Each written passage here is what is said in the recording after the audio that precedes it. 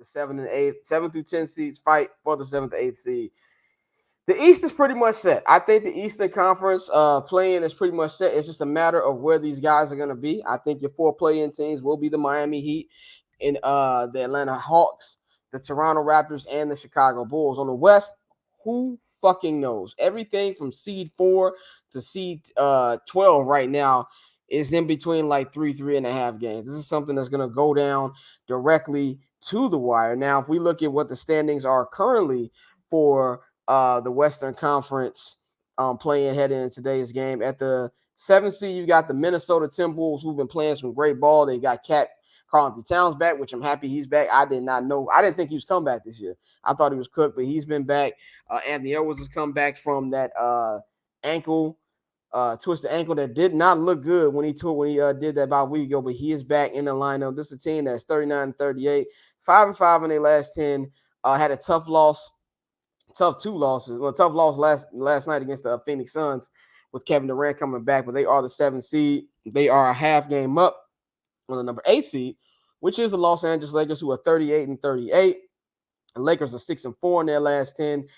They had a nice double-digit win against Chicago Bulls last night after the Bulls beat them in Los Angeles. LeBron James has been back for 2 games. Didn't look too good on Sunday. If you look back, looking like LeBron that we know last night.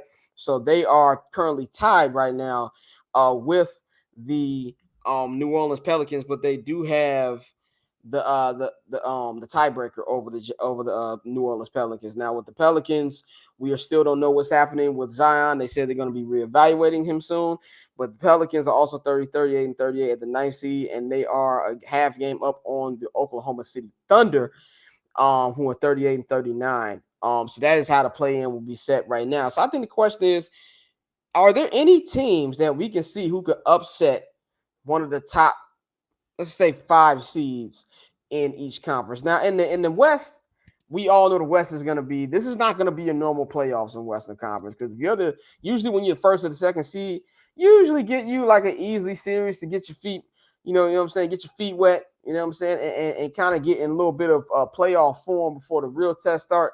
But if you are the Denver Nuggets and the Memphis Grizzlies, there's a good chance that you're going to be playing the Minnesota Timberwolves and the Los Angeles Lakers in the first round, or maybe even the Golden State Warriors, which you really don't want. That's not your typical first round. So if I had to say, if I look at the play-in teams that could make a run and be an upset, I think in the Western Conference, it has to be the Los Angeles Lakers. They have been a team that has been inconsistent all fucking year. This is a team that has had injuries all fucking year. This is a team that just did not have a good makeup for the last year and a half, really even longer than that. Ever since they, for no reason, broke up that championship roster to make room for Russell Westbrook, they just have not been the same. They have not been the same defensively. They haven't had the shooting that they had when they won the championship in the bubble, and none of that. But since the trades they made at the deadline, Rob Pelinka made the deadline, bringing in a Jared Vanderbilt, bringing in a Malik Beasley, bringing D'Angelo Russell back home, that has helped them out tremendously. They've been one of the best teams since that stretch, getting back in this playoff race, and they are only about 2 games out of the number 6 seeds. There's still a chance for them to miss the play-in altogether and be right in the playoffs. But anytime you have a team with LeBron James on it, with Anthony Davis on it, you have a chance to make a run. And if you're the Memphis Grizzlies or the Denver Nuggets, you need to be praying to God right now that you don't play them in the first round, because this is a team I believe that they could lose a playing game. Like if they've lost a playing game to the Timberwolves as it's set right now, would not shock me. But if you get them in a 7-game series, and you have a guy like LeBron James who's been there time and time again,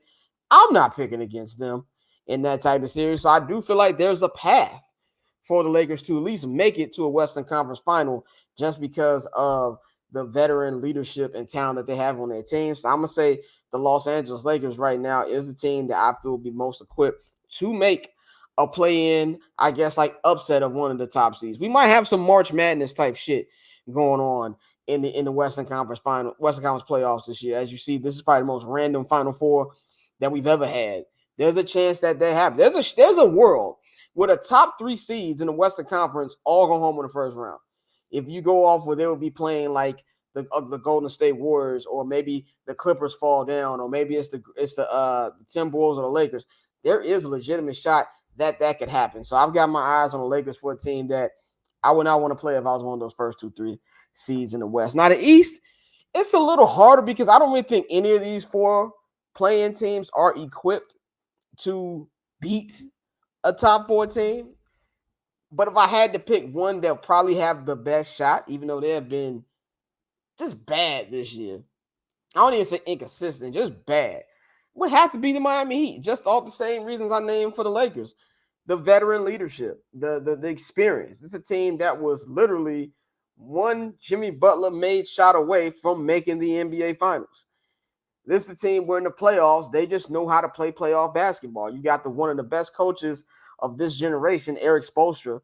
You've got a guy like Jimmy Butler who is just very tough to beat in the playoffs. Regular season Jimmy is whatever. Playoff Jimmy is a whole different thing. And we've seen that over the last couple of years. And that's something where if you are a top 3 or 4 seed, maybe a younger team like the Cleveland Cavaliers or even like somebody like the New York Knicks or something, you wouldn't necessarily want to see this team. I don't think that they would lose to the Heat, but if there's any team out of them and Atlanta and the Raptors and damn sure the Bulls, it would have to go to the Heat as far as having a chance for them to actually make upset. But unlike the West, I don't see any upsets happening in the East. I think the East is going to be – the West to me is going to be random. It's going to be fun. It's not going to be any fucking defense played. The East is going to be that gritty, hard-nosed, if you was kind of like old school basketball, that's kind of what it's going to be. And I love what the Knicks have done this year, even though this Julius Randle in the injury news that came out today, he has a sprained ankle. He's going to be reevaluated in 2 weeks. The reevaluated word is never words you want to hear because that doesn't mean he's coming back. That means we're going to check in 2 weeks. And time is not on their side. We all know Jalen Brunson has been dealing with a whole bunch of nagging injuries. But to have a guy who's been one of your best players, top 2 best player for you, not even being able to, we don't know if he's going to be able to start the playoffs, is a massive, massive blow. But as good as they played, as good as Cleveland's played, as good as, not Atlanta, but Philadelphia's played, this is a 2-team conference then. We actually get a preview of that tonight in Milwaukee between the Bucks and the Celtics. Basically, the Celtics trying to stay alive to end that fight for the number 1 seed. And I feel like a win here tonight by Milwaukee will pretty much close the race on them getting the number 1 seed, not just in the East Conference, but all of basketball. To me, it's a 2-team race. And I really don't see any team in the play-in or even higher than them making an actual upset. But if you're looking for something, I'm not a betting man, but if you're looking for 2 teams that I think could possibly do it, it's the Lakers in the West and it's the Miami Heat in the East, man. So I'm really excited to see that. I'm really excited to break that down. The play-in to me, like I've been on Adam Silver's ass. I'm not really an Adam Silver fan. He looks like he's a great guy. He's probably a fun, cool dude. I have no problems with him personally. I just don't like how he's running this league. But I will say that the play-in tournament was one of his best ideas. It's been really good for the last 2 seasons, and I think this year's play-in on both conferences is going to be the best play-in that we've seen yet. So I really think it's going to be exciting, and we are about 11 days away from that, man. So I'm really excited about that. Let's talk about a team who's out of the play-in right now. A team that was in the Western Conference Finals last year. That is the Dallas Mavericks, man. The Dallas Mavericks are currently the 11th seed. They are a game behind the 10th seed Oklahoma City Thunder, who will be without Shai Gilgeous-Alexander on Friday, so that's a big blow for them. They are 37-40 currently. They are 3-7 in their last 10. And here's the most surprising number right here. They are 3-8 in the 11 games that Luka Doncic and Kyrie Irving have played together. Now, when this trade happened about almost 2 months ago, I think anybody with actual brains who actually watches the game of basketball knew this was not going to be a perfect fit. I don't think anybody who pays attention thought this team was going to make a run or like be in a conference final or, win the NBA championship, make to the NBA finals just because they were so bad defensively. But I think we've drastically underestimated just how bad defensively this team is with getting rid of the guys they had like Spencer Dinwiddie, and what's my man? My man, I'm losing the forward. I'm losing my man. Pappy can put the name in there right now. Of the forward they traded to Brooklyn. I'm losing my train of thought. But with those guys that they lost in the trade, Dorian Finney-Smith. That's what Dorian Finney-Smith. They're the guys on the team who were playing the best defense. It's really hard for them. They can't guard a fucking chair right now. And on top of that, you really kind of have the offense hasn't really been running the way we thought it was going to be. I did think that they weren't going to play in the defense, but I was like, it's going to be very fucking hard to stop them offensively. When they first started playing together, it was really kind of a hot potato thing. No, you take the ball. Now you take the ball. And I think there's been a little bit more compromise, but it still has not been good enough. And this is the time right now where y'all know I'm a big Luka guy. I'm a Luka stan damn near. When Steph retires, this is going to be my guy. He got to do more. You get all these accolades. You get praised as one of the best players, best young players in the league. You got to do more. I need to stop seeing all the sulking on the court, bitching to the refs. Get back on defense. You got to be able to rally your team and play better because they're losing to teams they ain't got no business losing to. I don't give a damn how bad your defense is. You got enough offensive threats that you ain't supposed to be getting your ass beat by the Charlotte Hornets in back-to-back nights. That type of stuff does not happen. And on top of this, you're trying to convince Kyrie Irving to sign back with you. And he's going up there talking like Shawn Michaels in 1997, talking about I lost my smile. Like, come on, Luka, get your head in the fucking game. I don't want to hear this as somebody who's a fan of Luka, and I'm pretty sure if I was a Dallas Mavericks fan, I really, really want to hear this shit. Jason Kidd has got to take more accountability. The whole team has got to be better. For this team to not even make the play-in and let teams like the New Orleans Pelicans, who have been straight up ass since Zion Williamson got hurt, a team like the Oklahoma City Thunder be better than you and make it in a play-in over you will be a drastic failure. And I feel not only would they lose Kyrie Irving to free agency, then the Luka Doncic leaving the Mavericks clock will officially start if this team does not make the play-in. Now, I don't know if they're going to make it. I have no grounds to say that they will make it. But I do think that when it's all said and done, I hope they make it. I think it will be dope. I think anybody, when you watch the playoffs or playing, you want to see as much high-quality star talent in the playoffs. We ain't seen Kyrie Irving, really in the playoffs for like 2 years. Yeah, he was in there last year, but they got swept in the first round. You want to see Kyrie in there. More importantly, you want to see Luka in there. Luka had a great playoffs last year, what he did to the Utah Jazz, when he came back from the injury, especially what he did to the fucking Phoenix Suns in the second round, and having competitive games with the Golden State Warriors in the West Conference Finals, you want him in there. So I'm really interested to see if they can rally together, get together these last 4 or 5 games because they need to make this play-in. I think this play-in is very influential, very important to the next couple years of this franchise because you might lose not one, but both of your best players if you don't make it. So I feel like all the pressure is on the Dallas Mavericks, and we're going to see if they're going to let the pressure crack them, man. But right now they are playing god awful, and they need to get that shit together. Another team in the play-in, the beloved, my team, Chicago Bulls. It was great to see them up close this week when I was covering the Clippers game. I did think they were going to get their ass kicked for a couple reasons. One, Los Angeles nightlife is undefeated. When they blew out the Lakers on Sunday, that game was over by like 3 p.m. Pacific time, and their next game wasn't until 7:30 the next night. I knew it was going to be a long night, and especially when I showed up to the arena around 4:30, and the team bus was just pulling up. That usually doesn't happen. Yes, they got rightfully smacked, but since they have gotten Patrick Beverley in the last 17 games, they are 10-7, which I know the bar is in hell with this Bulls season, but it's been a drastic improvement. They have been the number 1 defense in the NBA since January 1st. And Zach LaVine finally looks healthy. Finally looks engaged. And I think that, of course, we know Patrick Beverley is not the caliber of player that a healthy Lonzo Ball is.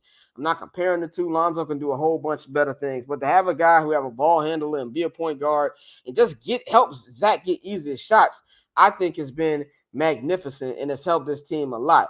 And I'm not saying this team, the biggest problem with the team is I feel like them just making a play-in is good enough for this particular group, even though it was a far cry from last year and a far cry from when I'm sure AK and Mark Evans was thinking about when they put this team together 2 years ago. But they're going to run into a math problem. Like the math problem here to me is the 3-point thing. This is 2023. You can't shoot the number of threes that they shoot or miss the amount of threes they miss and be competing on a high level. You can get away with that for a nice stretch of game. I think this 10-7 record has been cool. If there's anything, this team has actually been watchable these last 17 games. And it has not been watchable this entire fucking season up until that point. For that, as a fan, that's sort of a win. For the Bulls, they just need to get to the play-in, see what happens, and go home because they have to drastically change this roster. They do not have a favorable cap position right now. There's a couple people who might have to bite the bullet. What's going to happen when Nikola Vucevic's contract? What are they going to do with DeMar DeRozan? There was still rumors of them trading Zach LaVine at the trade deadline. There was rumors that LaVine was upset about it. And now we got the Lonzo Ball thing. Well, Lonzo Ball just had his third surgery, recovering from that. The doctor said hopefully he will return to his playing career. He's trying to do something no NBA player has done before. Look, I'm an optimistic person. I hope for the best, but I think he's cooked. So now you have to fix the point guard position. You know what I'm saying? What are you going to do about that? Are you going to actually go out there and spend money and go get you like a Fred VanVleet or something like that? So while they have been enjoyable, and I think that if anything, Pat brings a kind of a level of an attitude or a leadership or a spark in that locker room that they have not had all season, it's just not really enough to put any type of real ripple into it. Because let's just say if things started there and they have their playing game against Toronto, they beat Toronto. Maybe they beat Miami or Brooklyn or Atlanta in the second playing game, and then you're prized. You get to face the Milwaukee Bucks and the Boston Celtics. 9 times out of 10, you're gonna get your head cracked. So there's only so much they can do this season, but I do feel like they're showing a little bit with getting an actual guy who even just handles the ball. I wouldn't consider Pat Bev like a traditional point guard, obviously, but just having somebody who can handle the ball and get DeMar and get Zach easy shots. If you could take this core and actually surround it with shooters and some actual 3-and-D type guys, then I think you got you a nice little middle of the road Eastern Conference team. You can do what the Knicks did this year. You know what I'm saying? You can do what the Cleveland Cavaliers did this year, and that's something that's really not going to be fixed till the offseason. But at least the Bulls are playing acceptable basketball right now. And I think, if anything, that's just a credit to Patrick Beverley. I know a lot of people. One thing I love about Pat Bev, he really gets people in their feelings with the whole little "you're too small" thing, and people posting the response from Austin Reeves, which I enjoy. That's what sports is about, getting your look back. But it's something with Pat Bev, it's just intangibles that I feel like he brings to a team. And when people say that, people take the Russell Westbrook, Pat Bev trick y'all type thing, I think that's not true. Now I might be Chicago biased here, but I think he's a good player and he can help a lot of teams. And I feel like there was a lot of teams who wanted to get him when he helped hit the market, and that's something I feel like he will be. He'll get a nice pretty penny this offseason. I don't know if it'll be from the Bulls or somewhere else, but I really, really enjoy what Patrick Beverley has done for this team to even get this team back in the playing race. They were looking like